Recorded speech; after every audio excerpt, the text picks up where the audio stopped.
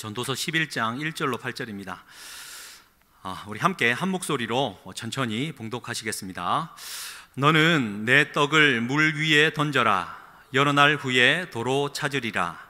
7에게나 8에게 나누어 줄지어다. 무슨 재앙이 땅에 임할는지 내가 알지 못함이니라.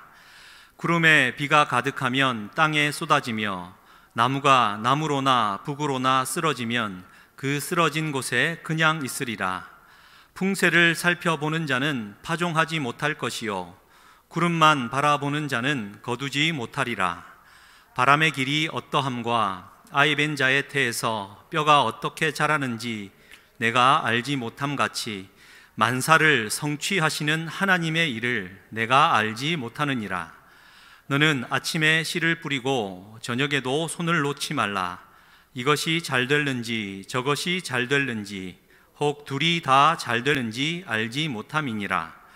빛은 실로 아름다운 것이라. 눈으로 해를 보는 것이 즐거운 일이로다. 사람이 여러 해를 살면 항상 즐거워할지로다. 그러나 캄캄한 날들이 많으리니 그 날들을 생각할지로다. 다가올 일은 다 헛되도다. 아멘. 만사를 성취하시는 하나님, 만사를 성취하시는 하나님, 이란 제목으로 하나님 은혜 나누겠습니다.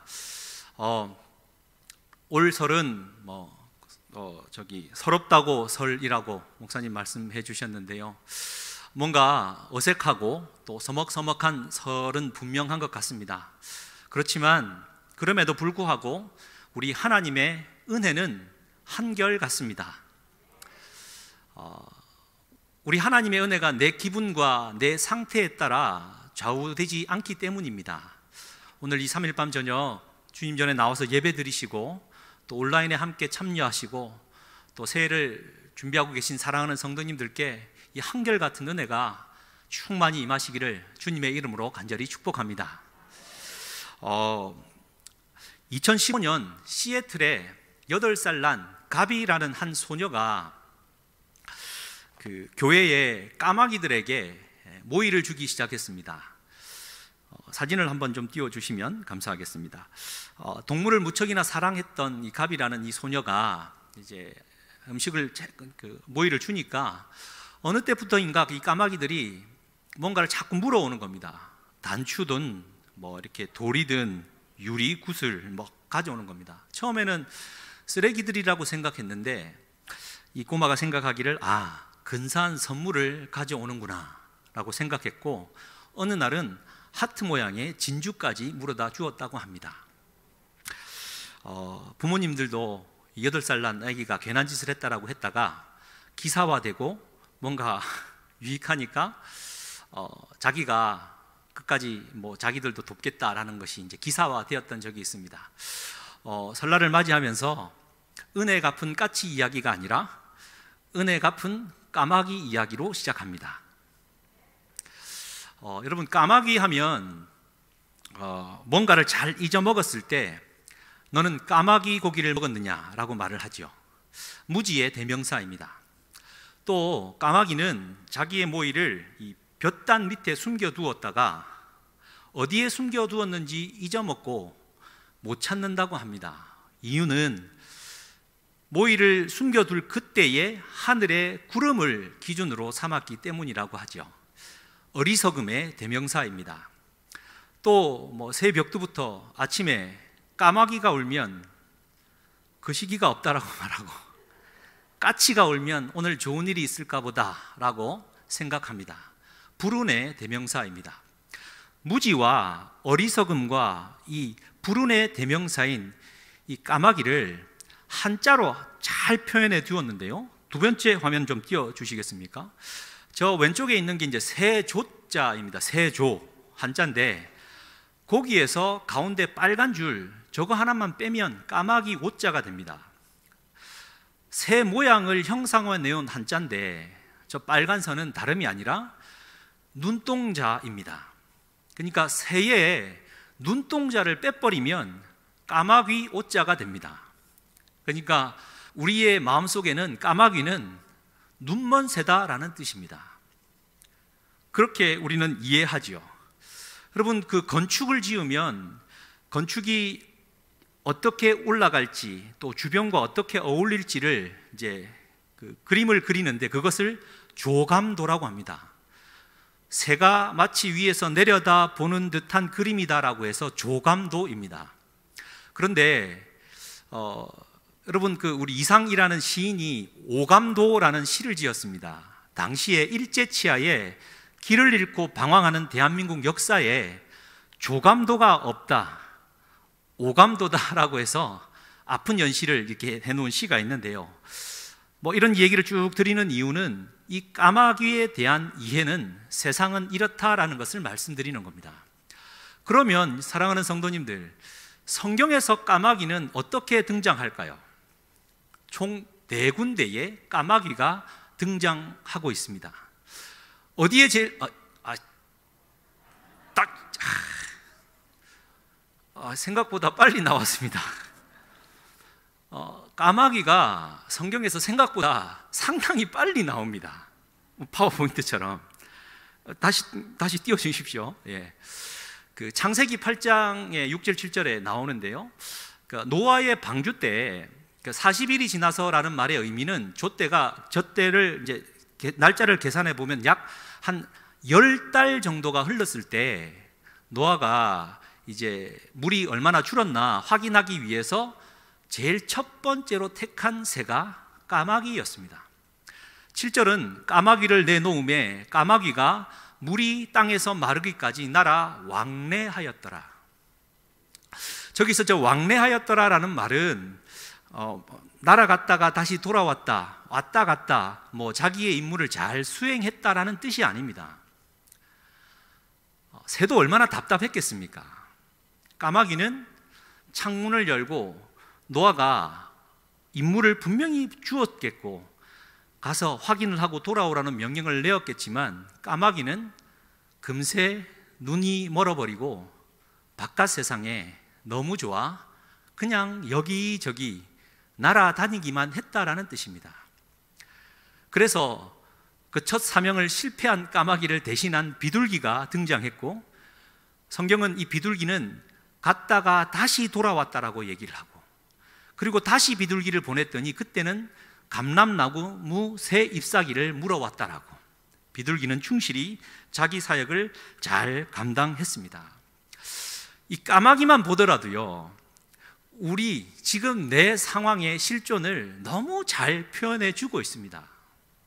원래 우리는 하나님의 소명을 받은, 하나님의 눈으로 세상을 바라보고 하나님의 삶을 살아야 되는 자임에도 불구하고 세상에 덜컥 나왔는데 금세 눈동자를 잃어버리고 세상에 취해 제 갈 길로 살아가는 우리가 까마귀들 아니겠습니까? 이사야 선지자가 53장에 고백했지요. 우리는 다 양 같아서 각기 제 길로 갔거늘 여호와께서는 우리 모든 죄를 그에게 감당시키셨다라고. 말하자면 우리는 까마귀 같은 존재로 늘 잊어먹고 두 눈이 가리워진 존재였는데 우리 주님을 보낼 수밖에 없는 우리의 실존이다라는 것을 가르쳐 주고 있는 겁니다.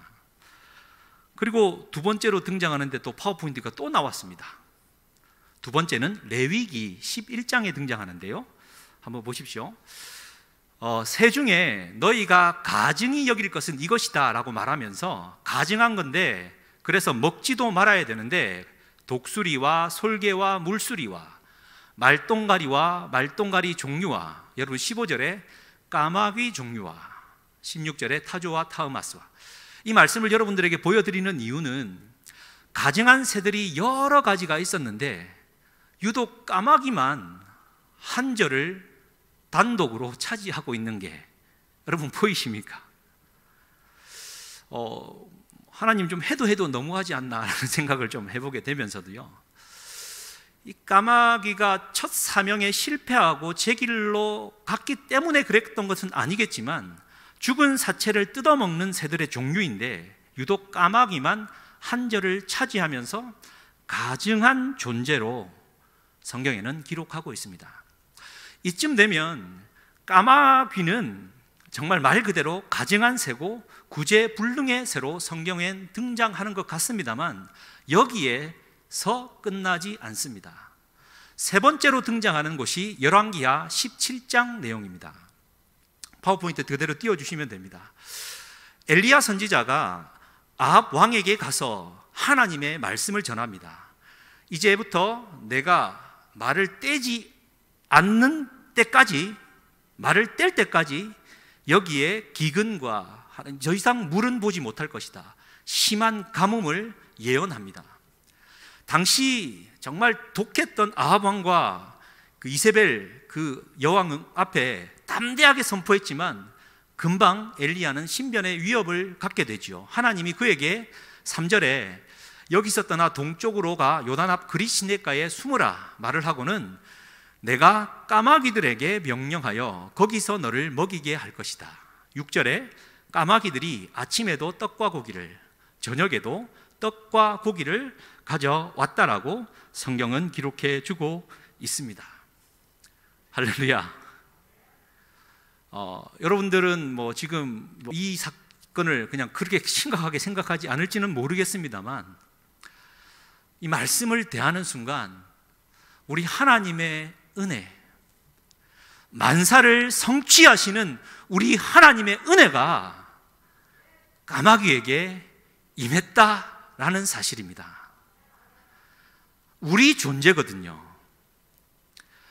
눈동자의 초점을 잃고 세상 만사에 다 시력을 잃어버리고 세상살이에 갇혀 살아가던 나, 심지어 가증한 존재로 떨어져 버린 나, 그런 자를 하나님의 사명의 자리로 다시 올려놓으시는 하나님.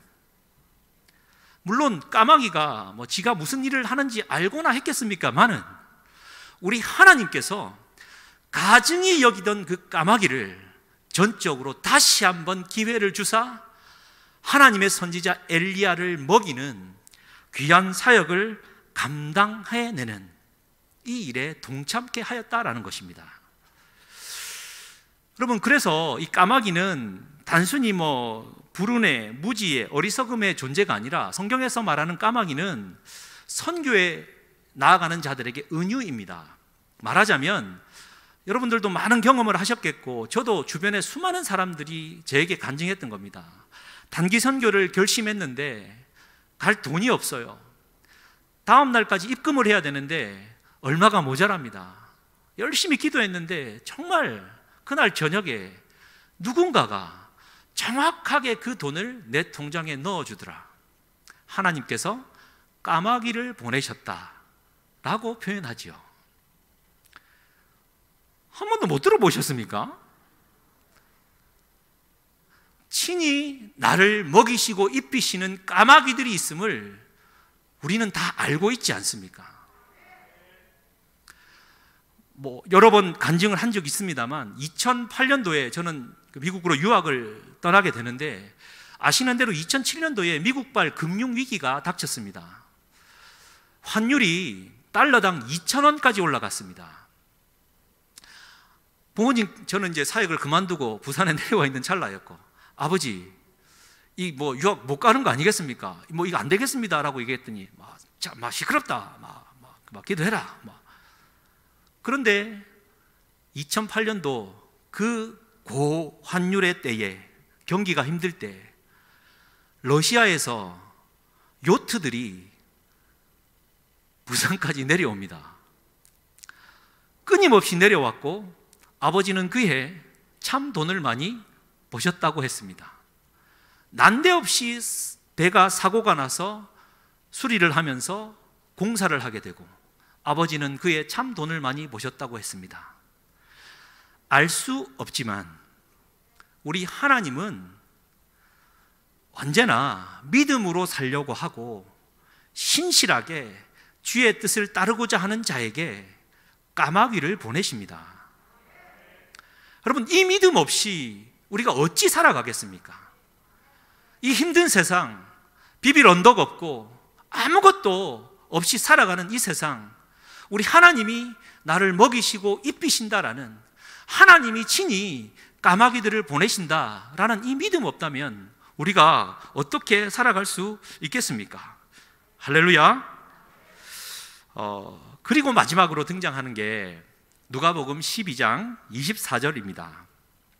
요거는 우리 주님의 말씀이므로 같이 한번 읽겠습니다. 시작. 까마귀를 생각하라. 심지도 아니하고 거두지도 아니하며 골방도 없고 창고도 없으되 하나님이 기르시나니 너희는 새보다 얼마나 더 귀하냐. 아멘.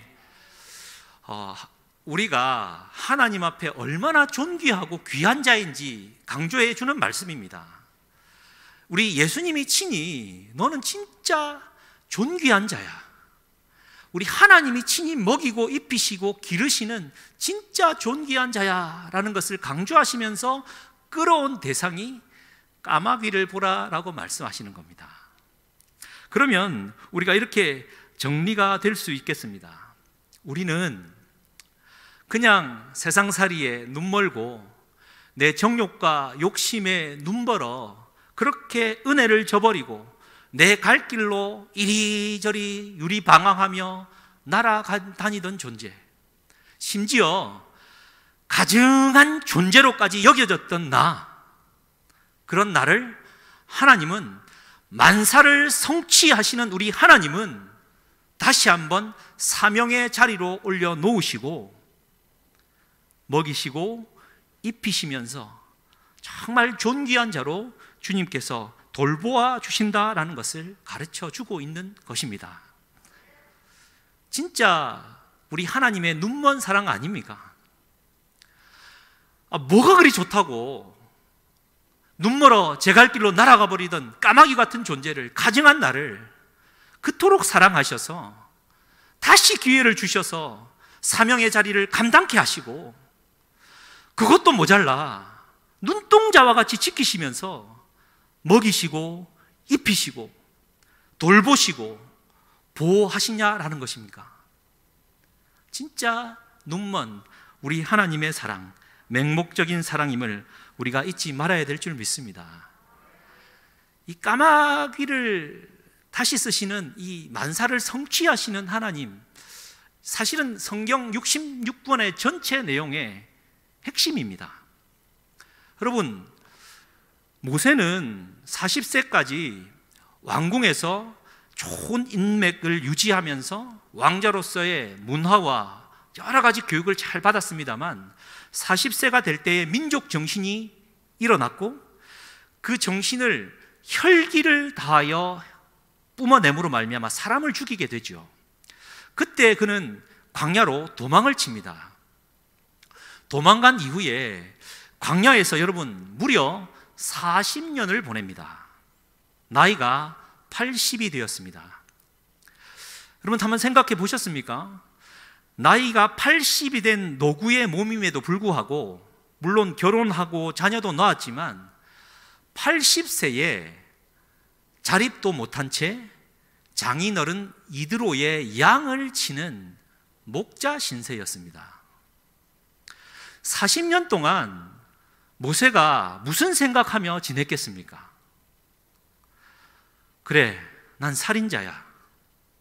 난 도망자야. 난 실패자야. 지금도 이렇게 광야에서 양이나, 내 양도 아니라 당인의 양을 먹이는 이런 처량한 신세, 내 인생 여기서 끝나는구나 생각했던 모세 아니겠습니까? 그렇지만 이러한 모세를 버려두지 아니하시고 하나님은 친히 찾아오셨습니다.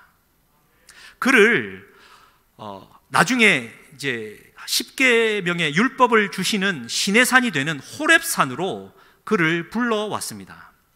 거기에서 하나님은 떨기나무가 불타지만 타 없어지지 않는 그 형상으로 모세에게 나타나셨습니다. 모세야, 모세야, 네가 서 있는 곳은 거룩한 땅이니 내 발에서 신을 벗으라. 여러분, 그 모세가 지금 떨기나무 불에서 타고 있는 이 불을 보면서 떨기나무가 사라지지 않는 것을 보면서 하나님의 음성을 듣습니다. 떨기나무가 뜨거운 불 가운데 타지면 타지 않는다 라는 이 모습은 무엇을 뜻하는 것이겠습니까? 떨기나무는 먼저는 말라 비틀어져 그냥 광야에서 덩그러니 살아만 가고 있는 모세 자신을 가리키는 것입니다. 불타서 막 금방이라도 없어질 것만 같지만 없어지지 않는다. 왜냐하면 내가 너를 보호하기 때문이야 라는 것을 가르쳐 주고 있고요. 뿐만 아니라 그 떨기나무는 이스라엘 백성입니다. 이스라엘 백성이 애굽에서 그 애굽의 압제의 뜨거운 불 가운데 있지만 그 떨기나무는 사라지지 않는다. 왜냐하면 하나님이 보호하고 있기 때문이다. 모세는 80의 노구의 몸으로 하나님을 만나고 그는 사명을 받습니다. 출애굽하라는 사명을 그때야 받습니다. 그리고는 하나님은 모세를 앞으로 40년을 더 쓰시게 되어지지요. 할렐루야. 만사를 성취하시는 하나님이 까마귀 같았던 모세를 하나님의 귀한 일꾼으로 쓰신다라는 것입니다. 여러분, 모세뿐이겠습니까? 베드로, 예수님이 붙잡혀 가시고 대제사장의 뜰에 섰습니다. 베드로는 거기에 막 욕설을 하면서 맹세를 하며 예수님을 3번이나 부인하고 맙니다. 그가 모든 일이 끝나고 결국에는 갈릴리 바다에 갔습니다. 갈릴리 바다에 갔는데 이제 더 이상 할 일도 없고 그냥 갈릴리 바다에서 예전처럼 물고기를 잡으러 밤새도록 물고기를 잡았지만 실패했습니다.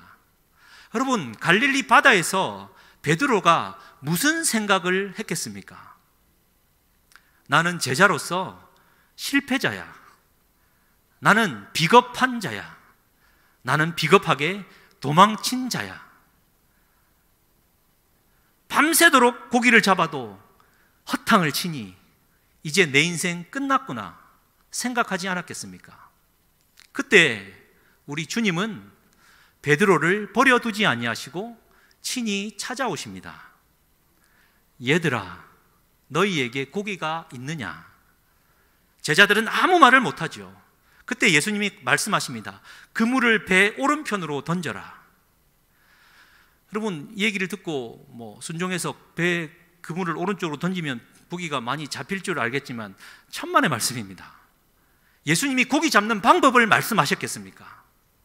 그 순간 하나님의 입에서 나오는 말씀에 순종하는 것이 진짜 복이다라는 것을 가르쳐 주기 위함입니다. 제자들은 순종했고 그물을 배 오른편으로 던졌고 당기기 힘들 정도로 수많은 고기를 얻습니다. 그리고는 예수님은 베드로에게 가셔서 3번이나 질문하시죠. 요한의 아들 시몬아, 네가 나를 사랑하느냐? 그리고는 베드로에게 사명을 주십니다. 내 양을 치라라고, 내 양을 먹이라고.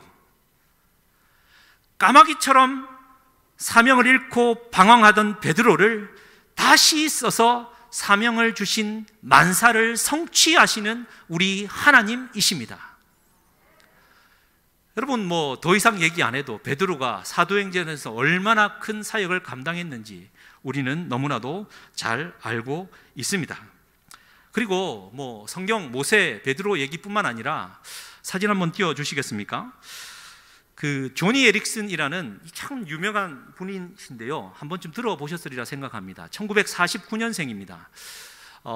1967년도에 미국에서 그 최우수 여자 체육인에 뽑힐 정도로 전도 유망한 다이빙 선수였는데 목이 부러지면서 전신 마비를 입습니다.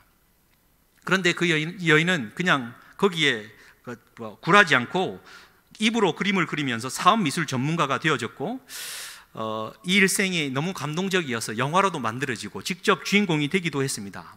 다른 얘기를 많이 드릴 수 있지만 이 조니 에릭슨 타다 여사가 했던 이야기가 있습니다. 다음 화면입니다. 나에게 장애가 있어도 내가 부족해도 하나님은 무엇인가 나에게 목적을 두셨습니다. 여러분 힘을 내십시오. 하나님께서는 당신에게도 틀림없이 목적과 기대를 두셨습니다. 나는 휠체어에서 일어나지도 못합니다. 가장 감동적이었던 부분입니다. 그러나 하나님의 은혜는 나의 휠체어에 항상 가득 차 있습니다. 주님이 나와 함께 계신 이상 나는 무엇이든지 할 수 있습니다. 나는 불구자도 실패자도 아닙니다. 나는 그분이 말씀하시는 대로 생각하고 말하고 움직이고 있기 때문에 나의 미래는 희망으로 가득 차 있습니다. 나는 분명 성공자입니다. 사랑하는 성도님들, 이제 설을 내일 연휴를 맞이하고 실질적으로 우리는 구정 새해를 이제 내일이면 맞이하게 되어집니다. 사랑하는 성도님들의 시선은 지금 어디에 있습니까? 여러분들의 눈동자는 지금 무엇을 향하고 있습니까?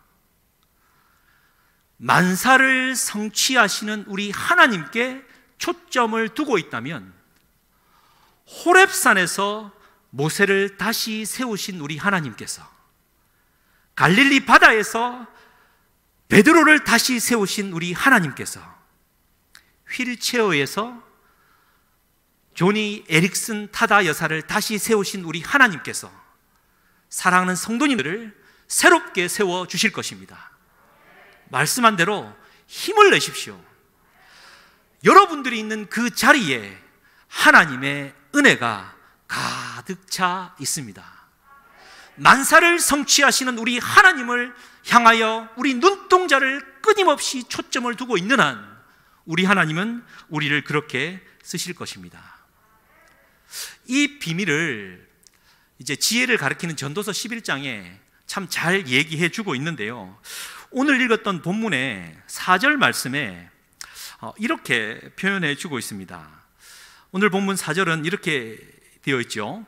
풍세를 살펴보는 자는 파종하지 못할 것이요 구름만 바라보는 자는 거두지 못하리라. 두 부류가 나오죠. 같은 말입니다. 풍세를 살펴보는 자, 또 구름만 바라보는 자입니다. 여러분, 풍세를 살펴보는 자라는 말의 뜻은 바람이 어디에서 언제 어떻게 부는지를 감히 판단하고 예상해서 돈을 벌겠다라는 사람입니다.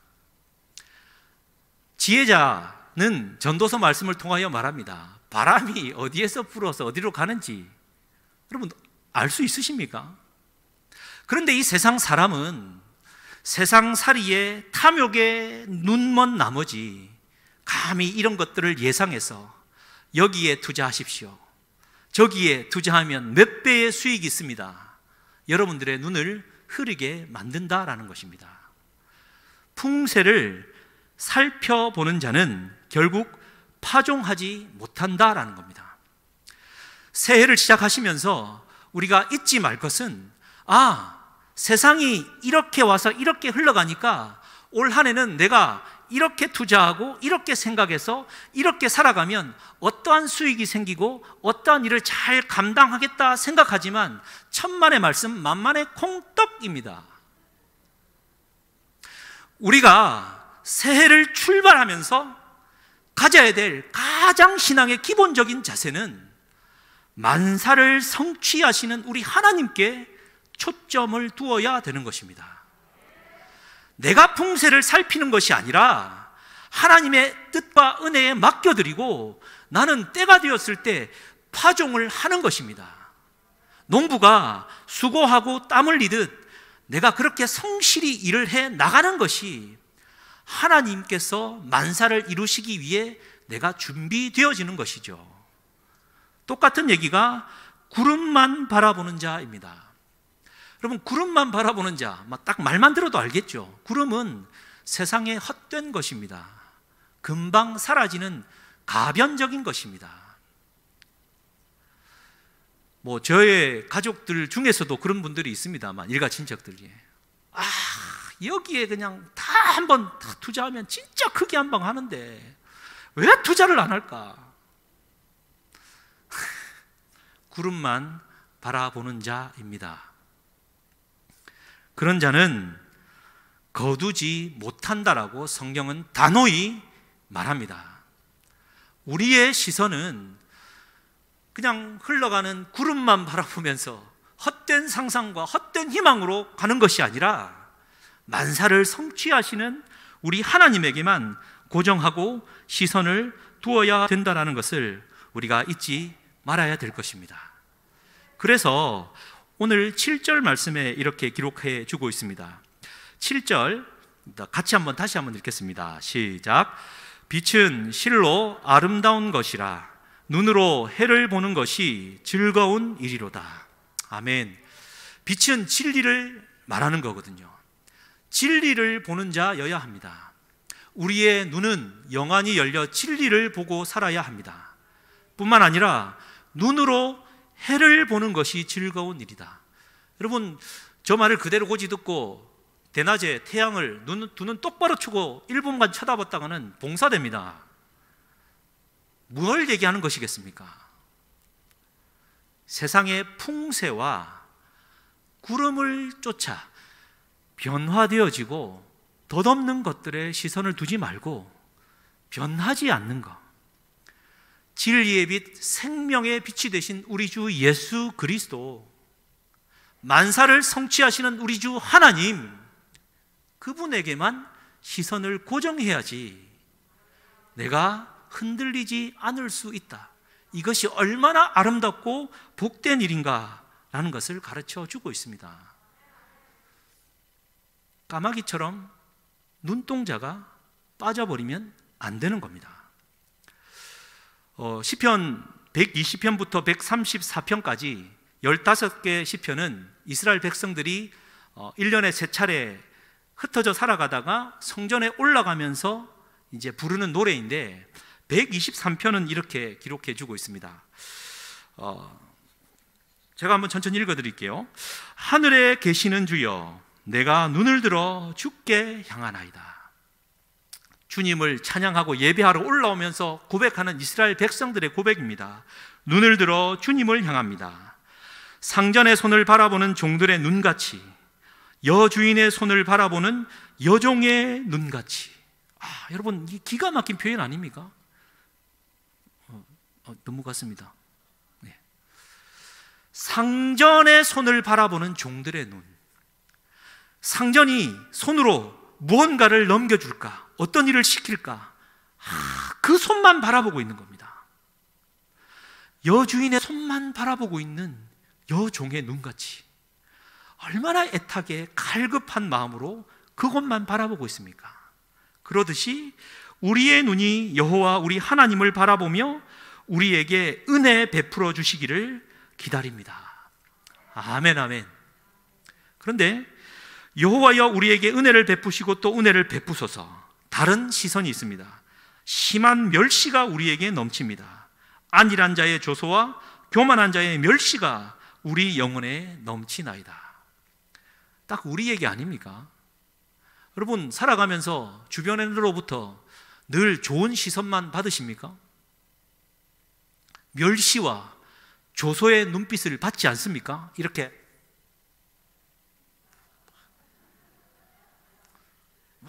막 여러분, 그럴 때 여러분은 어떻게 하십니까? 막 이렇게 째려보면 이렇게 막 째려보십니까? 제가 더 묘사를 잘할 수 있는데 그렇습니다. 멀어서. 멸시와 조소의 시선이 내게 올 때 우리의 시선은 그들을 향하여 맞서 멸시와 조소의 눈짓을 보낼 게 아니라 여호와여 하나님의 은혜만 구합니다. 주님께만 그 시선을 고정하여 살아가는 겁니다. 이게 영안이 열려있는 자의 기본적인 자세 아니겠습니까? 할렐루야. 이런 기본적인 마음, 그 마음을 갖고 살아갈 때 오늘 이 전도서 11장에서는 우리에게 두 가지의 실질적인 교훈을 주는 것 같습니다. 이 두 가지를 살핌으로 말씀을 좀 마무리하기를 소원하는데요. 여러분, 오늘 말씀 1절과 2절을 한번 보십시오. 뭐라고 시작되어 있냐면 너는 내 떡을 물 위에 던져라. 여러 날 후에 도로 찾으리라. 7에게나 8에게 나누어 줄지어다. 무슨 재앙이 땅에 임할는지 내가 알지 못함이니라. 막상 이렇게 말씀을 받으니까 이게 무슨 말하는지 잘 안 와닿지 않습니까? 표준 세번역이나 공동번역은 분명하고 확실합니다. 너에게 돈이 좀 있다면 사업에 투자해라. 여러분, 제가 하는 말이 아니라 공인된 성경 번역본을 읽어드리는 겁니다. 돈이 있거든 사업에 투자해 두어라. 참고 기다리면 언젠간 이윤이 되어 돌아올 것이다. 다른 번역은 돈이 있으면 무역에 투자하라. 물 위에 던져라고 했으니까 무역에 투자하여라. 여러 날 뒤에 이윤을 남길 것이다. 불운이나 재앙이 닥쳐올지 모르니까 2절 말씀은 이렇습니다. 7에게나 8에게 나눠줄지어다 라는 말은 나눠주라는 말이 아니라 분산해서 투자해라라는 뜻입니다. 저축을 하더라도 한쪽 은행에만 두지 말고 분산해서 해라. 여러분, 이 말씀 그대로 받으실 수 있기를 주님의 이름을 간절히 축복합니다. 그런데 오늘 이 말씀을, 오늘 설교자인 저희를 통하여 여러분들에게 던지는 말씀은 그러한 실질적인 교훈이기도 하겠습니다만 진짜 말 그대로 아멘으로 받았으면 좋겠습니다. 무슨 말이냐면 올 한 해 살아가면서 나의 떡, 내 몫을 물 위에 던지는 자가 되었으면 좋겠습니다. 물 위에 던지되 7이나 8에게 그냥 나누어 줄 수 있는 넉넉한 마음을 가졌으면 좋겠습니다. 다름이 아니라 선교 이야기입니다. 하나님 나라를 위해, 여러분, 내가 가진 것이 많건 적건 이것이 어떻게 쓰이든 이건 만사를 성취하시는 우리 하나님께 맡기는 믿음으로 우리가 하는 일은 망망대해 흘러가는 물 위에 떡을 던지는 일입니다. 여러분, 이게 왜 중요하냐면, 여러분, 하나님께서 까마귀를 통하여 이제 음식을 가져오지 않았겠습니까? 그럼 까마귀가 음식을 나르면서 그리 시냇가에 있는 엘리야의 발치 앞에 얌전히 갖다 두었을까요? 그리 시냇가 물 위에 던졌을까요?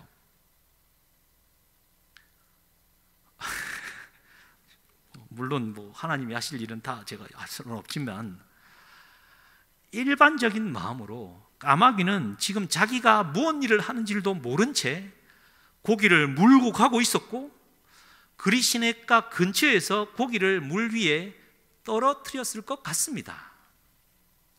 까마귀는 자기가 무슨 일을 하는지 모르고 그냥 그 일을 행했지만 여러분, 그 작은 섬김과 봉사의 행위로 위대한 선지자 엘리야의 생명을 살려냈고 열왕기상 17장에서 18장으로 넘어가면 그 유명한 갈멜산에서 하나님의 불을 내리며 850대 1의 싸움을 성취하는 위대한 선지자 하나를 세우는 일을 감당한 겁니다. 만사를 성취하시는 하나님을 믿고 살아간다면 올 한 해 여러분, 내게 주신 떡이 있다면 믿음으로 물 위에 던질 수 있는 저와 우리가 될 수 있기를 다시 한번 주님의 이름으로 간절히 축복합니다. 잠언 11장 24절 25절 흩어 구제하여도 더욱 부하게 되는 일이 있나니 과도히 아껴도 가난하게 될 뿐이라. 구제를 하는 자는 더욱 풍성하여질 것이요 남을 윤택하게 하는 자는 더욱 윤택하여질 거라고. 흩어 구제하는 겁니다. 그냥 막 아무렇게 나눠준다, 그냥 내가 많으니까 나눠주라, 단순한 그런 행위의 문제가 아니라 만사를 성취하시는 하나님을 믿고 올 한 해 선교를 위해 함께 우리의 작은 정성과 힘을 모아 주님 나라를 위해 살아가는 저와 우리가 될 수 있기를 주님의 이름으로 간절히 축복합니다. 두 번째, 마지막으로 우리에게 가르치는 교훈은 8절 말씀입니다.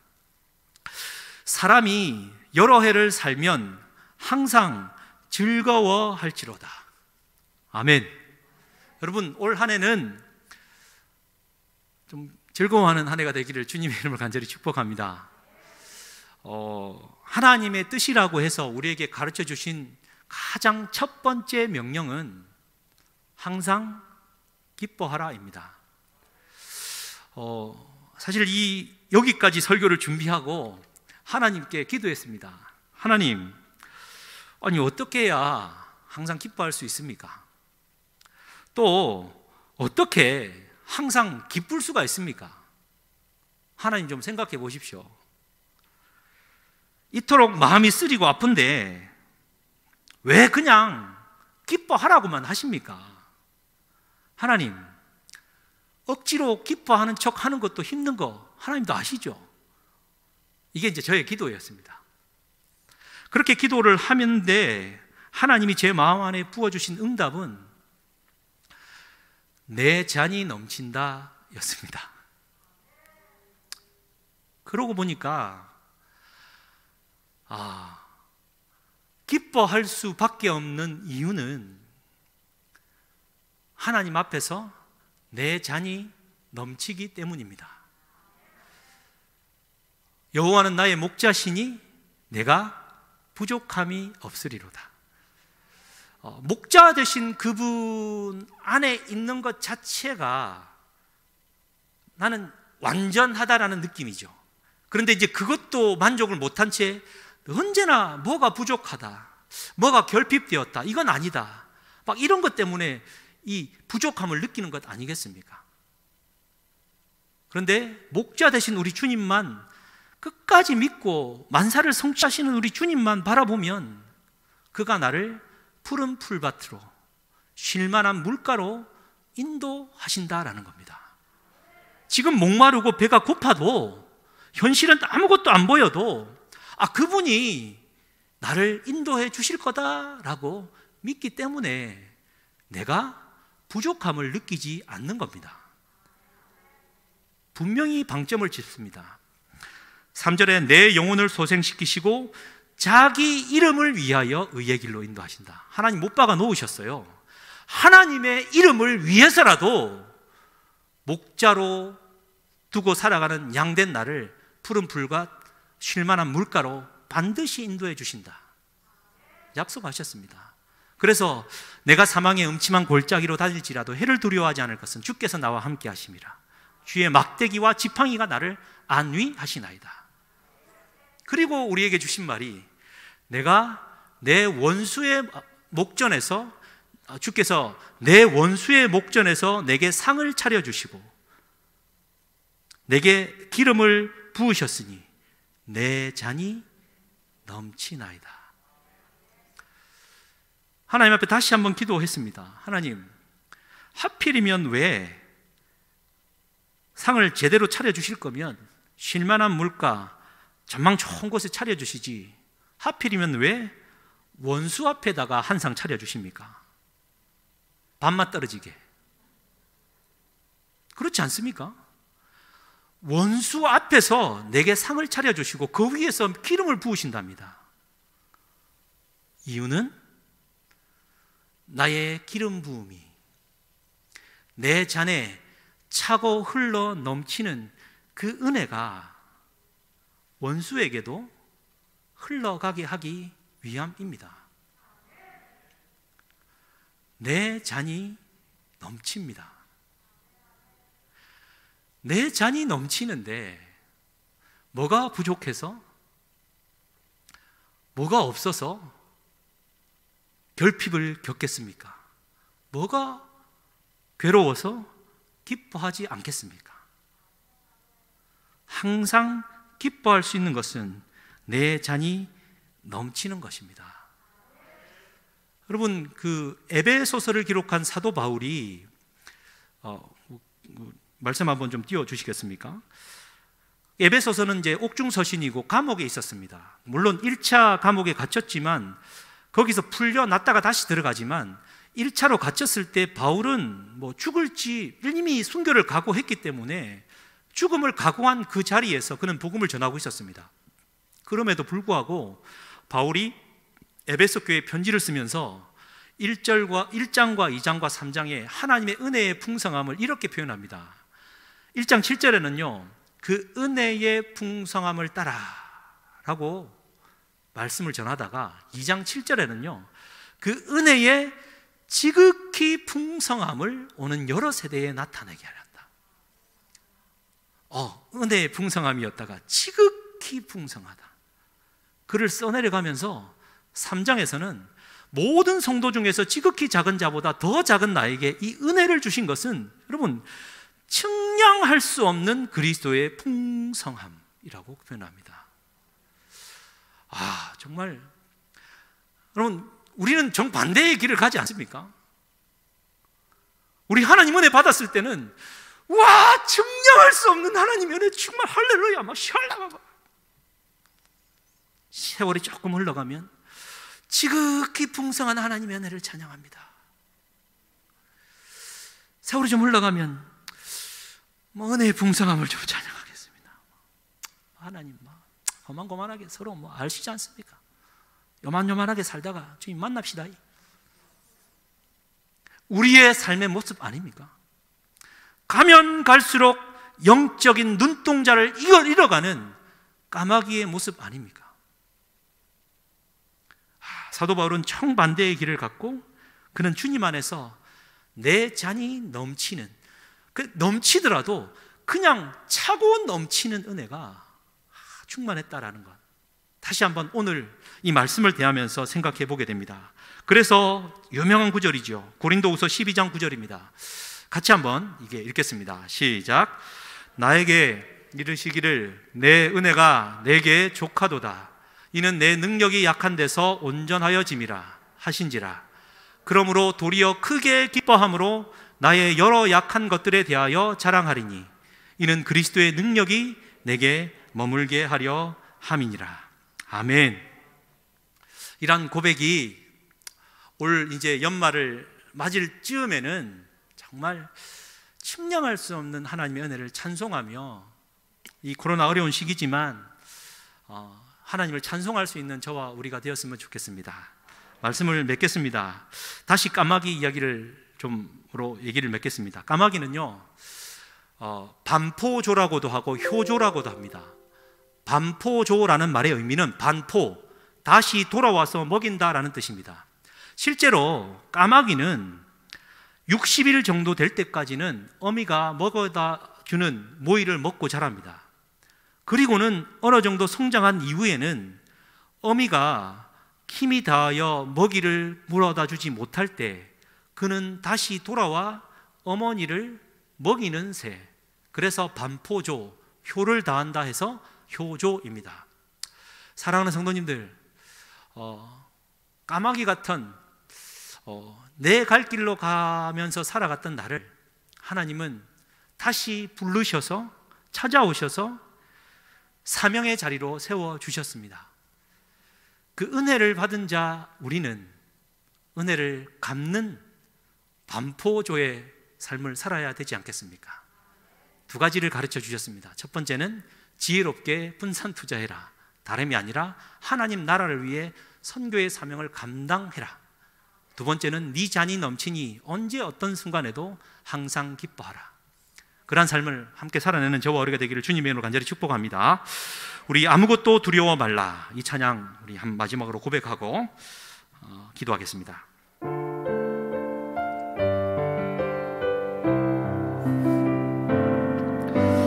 아무것도 두려워 말라. 주 나의 하나님이 지켜주시네. 놀라지 마라, 겁내지 마라. 주님 나를 지켜주시네. 아무것도 두려워 말라. 아무것도 두려워 말라. 주 나의 하나님이 지켜주시네. 놀라지 마라, 겁내지 마라. 주님 나를 지켜주시네. 내 맘이 힘에 겨워 지칠지라도, 내 맘이 힘에 겨워 지칠지라도 주님 나를 지켜주시네. 세상의 험한 풍파 몰아칠 때도 주님 나를 지켜주시네.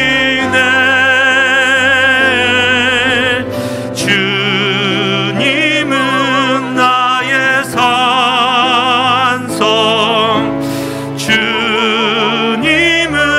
나의 요새, 주님은 나의 소망, 나의 힘이 되신 영. 내 맘이 힘에 겨워 지칠지라도 주님 나를 지켜주십니다. 내 맘이 힘에 겨워 지칠지라도 주님 나를 지켜주시네. 세상의 험한 풍파 몰아칠 때도 주님 나를 지켜주시네. 주님은 나의 산성, 주님은 나의 요새, 주님은 나의 소망, 나의 힘이 되신 여호와. 아멘. 나의 힘이 되신 여호와, 나의 힘이 되신 여호와. 아멘. 나의 힘이 되신 여호와, 나의 힘이 되신 여호와. 아멘. 우리 주여 한번 부르짖고 각자 주시는 마음으로 기도하시겠습니다. 주여, 하나님 아버지여, 하나님의 은혜를 감사드립니다.